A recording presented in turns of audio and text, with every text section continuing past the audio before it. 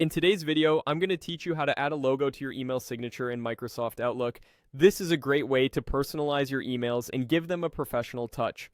Whether you're using Outlook for business or personal correspondence, adding a logo is a simple yet effective way to make a lasting impression.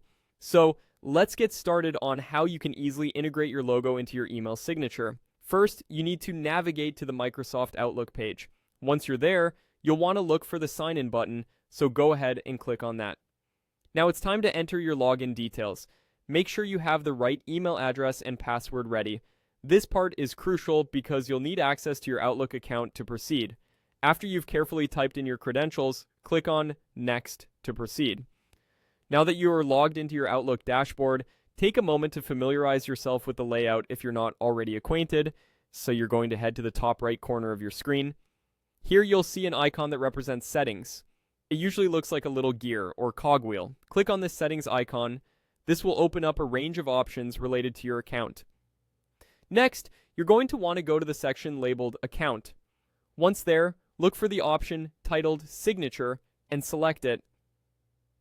This area is where you'll make all your modifications to how your emails look to the recipients. You should now be in the Signature Setup area where you might see some default text or a blank space if you haven't created a signature yet. Direct your attention to the signature box below. Here, you'll notice an image icon, which usually appears as a small picture or landscape icon.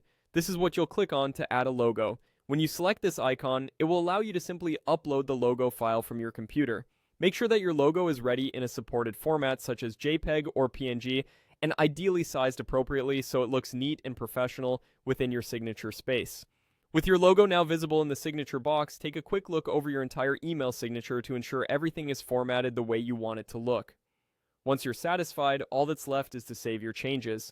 You'll find the Save button usually somewhere towards the bottom or top of the page, so click that to finalize everything. And that's it.